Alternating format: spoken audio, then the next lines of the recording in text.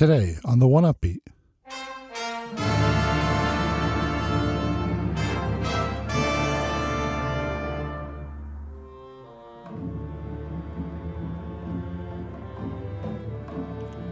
We celebrate Koji Kondo's 65th birthday with a quick look at some of his lesser-known contributions to video game music. You'll hear samples of his music from the early 80s, pre-Super Mario Bros. Games, all the way through his recent contributions to modern, larger Nintendo games.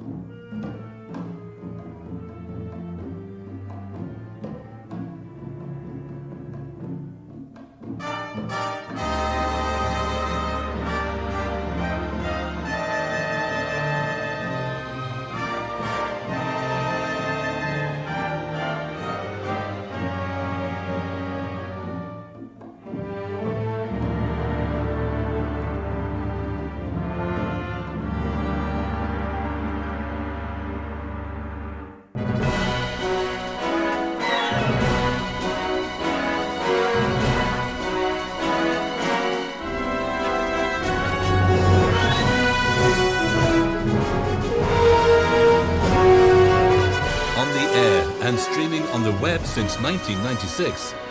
This is the Cinematic Sound Radio Network.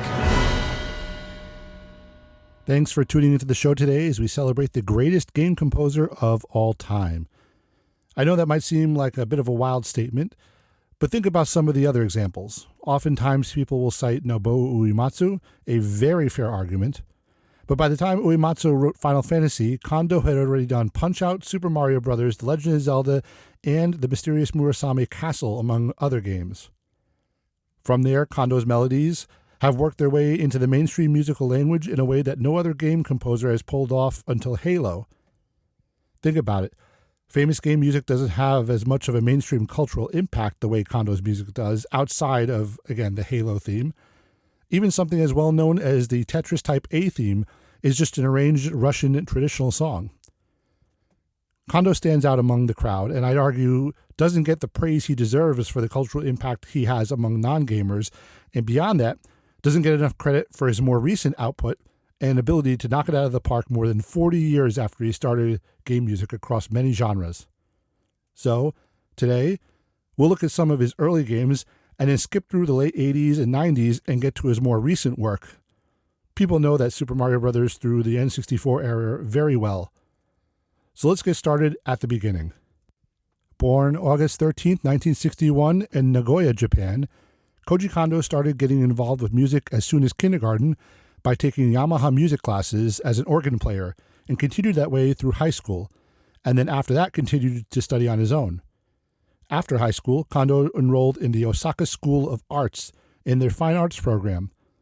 While there, he joined a number of cover bands playing keyboard, and one day his friend saw an ad to work at Nintendo, who frequently recruited at colleges.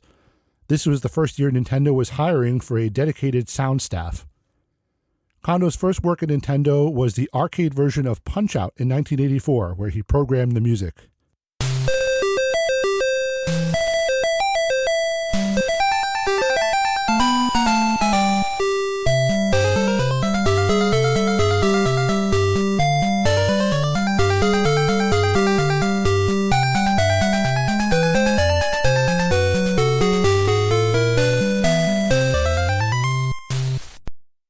Kondo's first work composing music in Nintendo was for Golf in 1984, predating the grandfather of game music himself, Koichi Sugiyama's first game, by 2 years.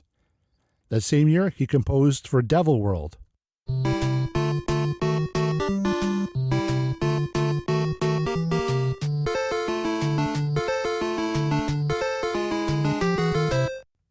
The following year, Kondo would compose for Soccer, his first solo game work.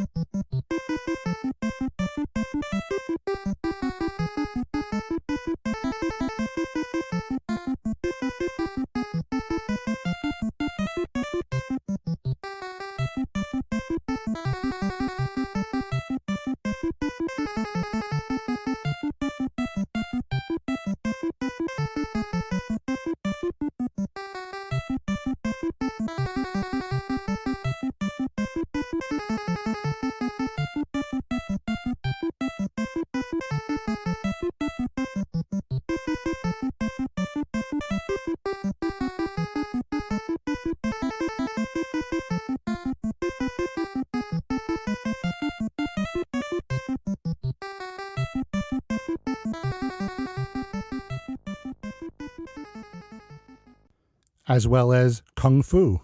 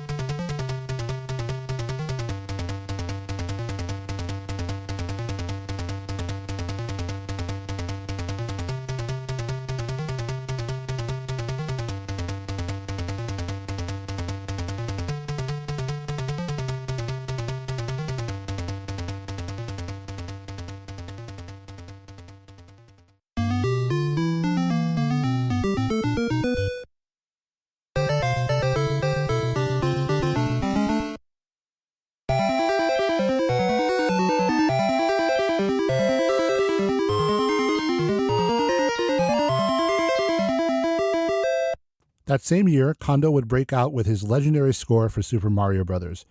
If that wasn't enough for a career well had, the year after that, in 1986, he would also write the score for The Legend of Zelda, another of the greatest scores of all time.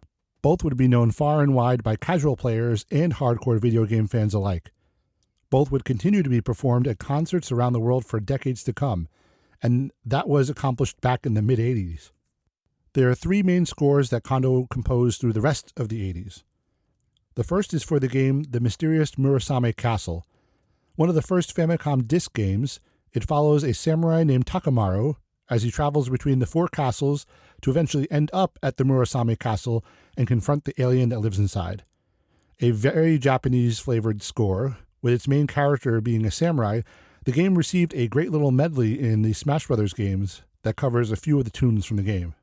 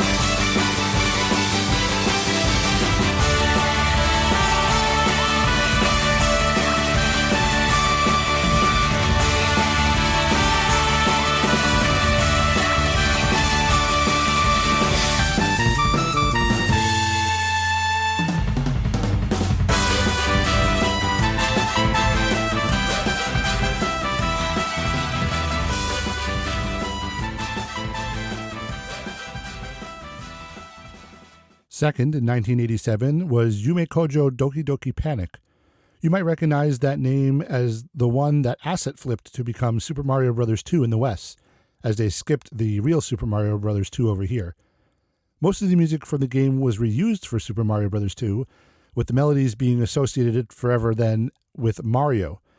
but there are some tracks that were cut and replaced with more Mario sounding music. We'll play those now.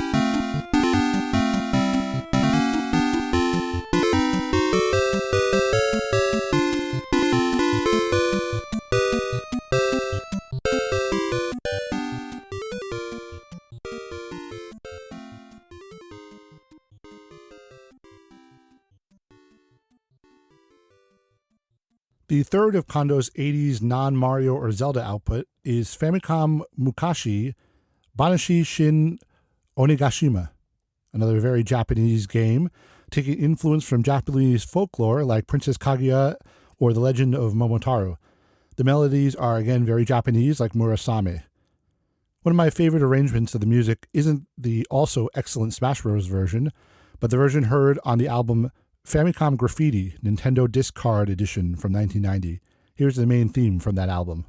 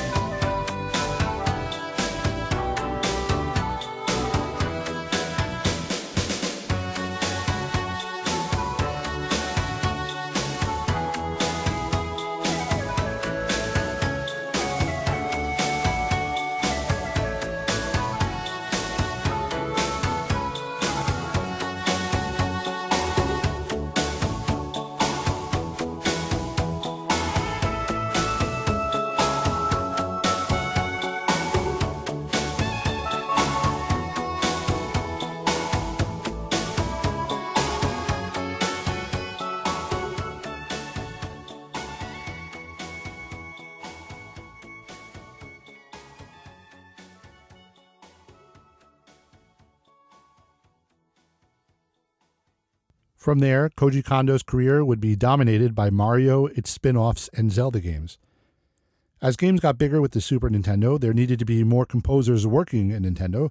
Kondo started getting involved more in sound direction rather than sole composing on everything he worked on. One such case was the Super Nintendo launch game Pilot Wings. The game's score was by Soyo Oka, with Kondo as the sound director, but he contributed one track to the game to help set the tone for the score. According to a 2014 interview, he said, quote, "It may have been the helicopter music."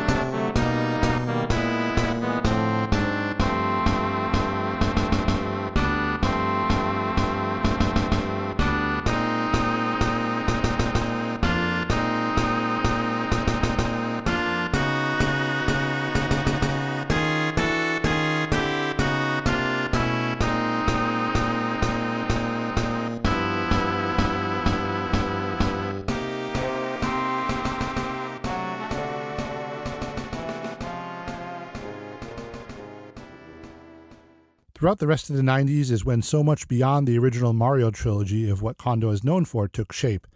Super Mario World, Zelda: A Link to the Past, Yoshi's Island, Super Mario 64, Ocarina of Time, which would also be his last solo composing job. During this time in 1997, he did briefly break away from Mario and Zelda to write some music for Star Fox 64. In retrospect, this game is interesting because it would be in a way foreshadowing a lot of what he'd be doing in the 2000s. Collaborative soundtracks and more comfort with traditional orchestral music outside of what Zelda does. The game would get a remake on the Nintendo Switch 2 in 2026 with a fully orchestrated rearrangement of the music recorded at Abbey Road Studios. The big epic score would barely need to be reorchestrated from the original, basically just re-recorded. Here's one of Kondo's tracks from that version.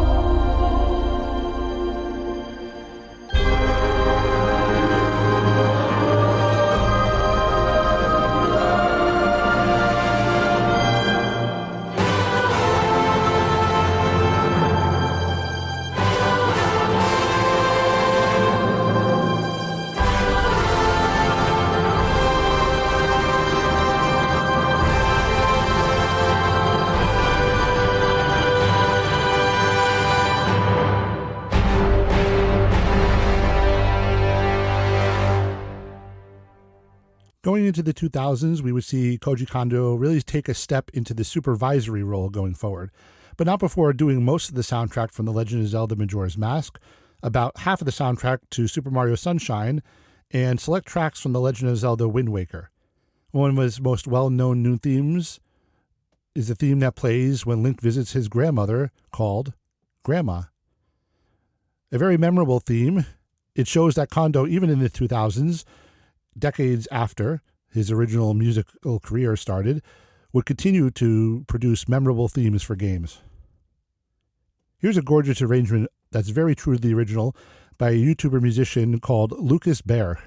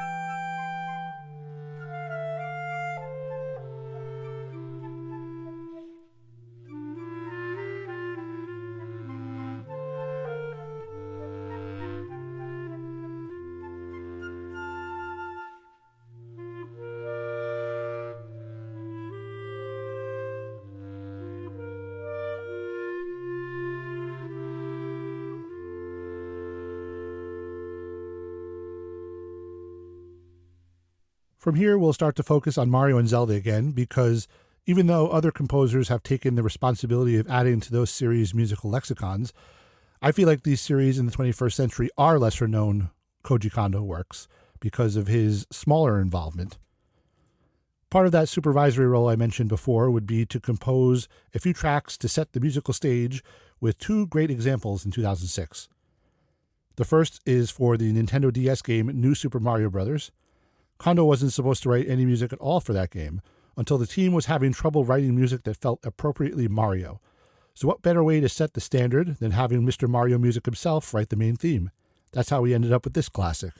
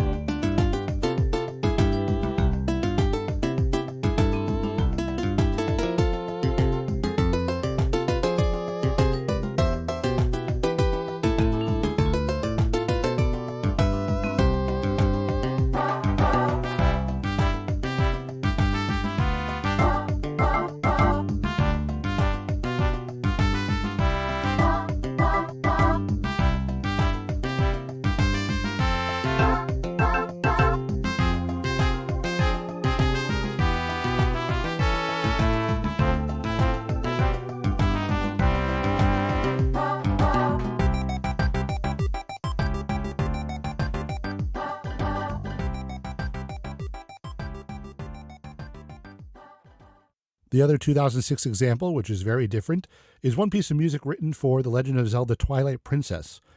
It was used in a teaser trailer for the game and eventually as the game's opening movie music.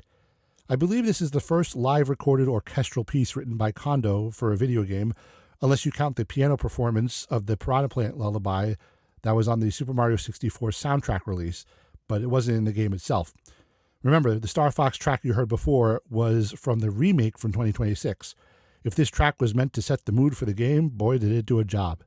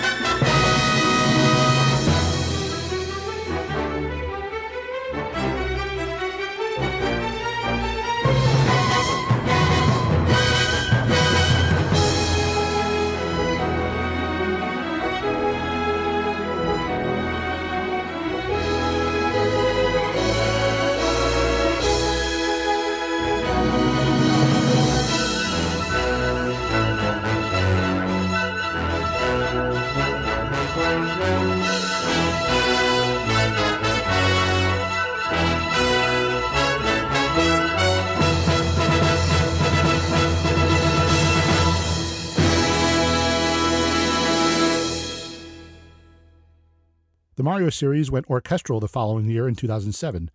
Mahito Yokota took the reins as the lead composer on Super Mario Galaxy, but Kondo did contribute 2 tracks for the game, clearly to set the stage for what it should sound like. The tracks are Egg Planet, the game's first level, and Rosalina in the Observatory, the hub music. Both bona fide classics in their own right, in a time when most people didn't even know Kondo was still writing for games.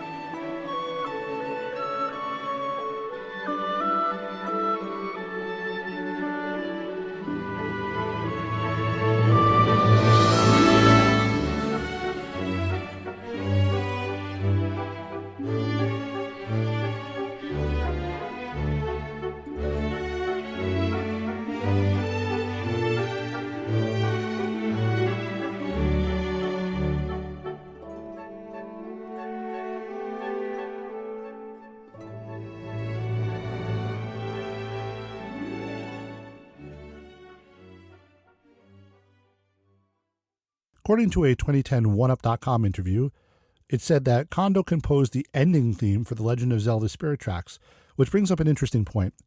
It's entirely possible that we still don't know the full extent of music Koji Kondo has composed during the 2000s.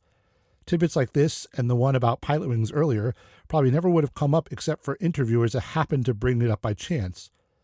A lot of these games never received soundtrack releases on CD that would actually tell us who wrote what in a game. The reason we know so specifically about Mario Galaxy, and in a moment Mario Galaxy 2, is because of the CD credits. Even the Nintendo Music smartphone app doesn't credit individual composers at all. Which brings us to Mario Galaxy 2. Kondo composed 3 tracks for the 2010 game. Again, the first level theme and the hub theme, but he also got to write Bowser Jr. music in the form of Bowser Jr.'s Fiery Flotilla.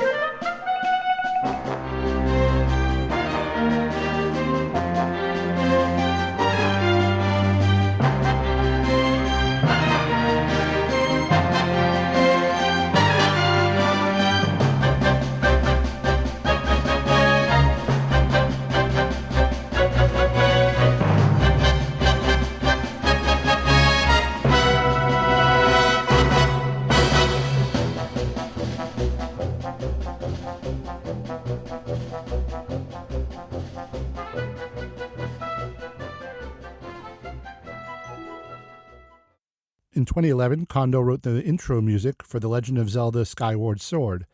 The main composer, like with Mario Galaxy, was Makito Yokota. This again establishes the orchestral style for the game, with Skyward Sword being the first Zelda game to have live orchestra tracks. It fully opens up a new side of Kondo, though he wrote that orchestra music almost as a demo track for Twilight Princess and contributed those lush orchestral tracks for Mario Galaxy. This is the first full-blown serious and somber orchestral music from Kondo, with the assistance of an orchestra performing. It's much different from Mario Galaxy, and the orchestra adds an element that wasn't possible with his other serious Zelda music previously that was more orchestral. A man hired at Nintendo during the early to mid-'80s for the sound team, programming and simple music to games, and was initially known for his upbeat adventure music with a Latin flair, is also well versed enough to write a very serious orchestral music as well. We've heard orchestral, almost film score-like elements before in his other games, but they're never really fully realized until we get the orchestra involved.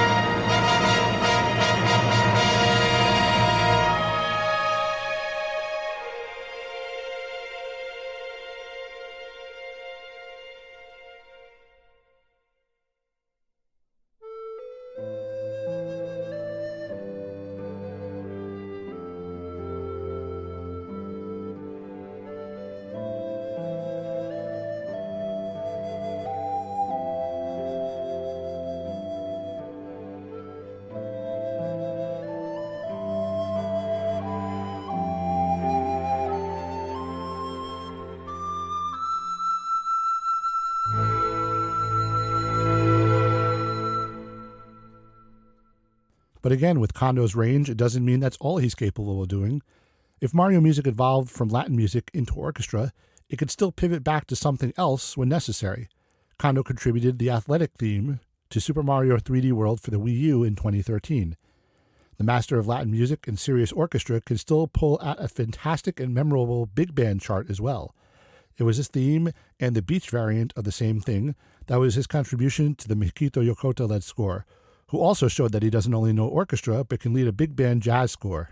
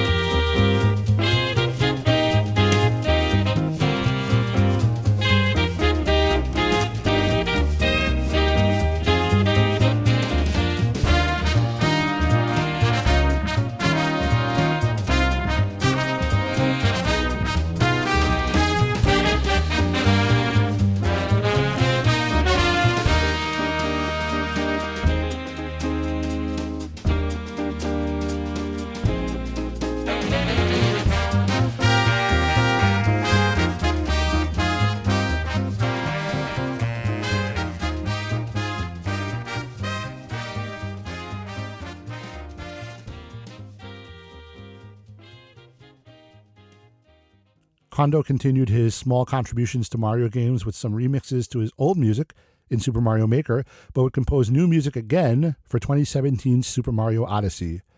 One of the most famous tunes from that game, besides the much-lauded song Jump Up Superstar, was the music for Steam Gardens, which happened to be composed by Koji Kondo.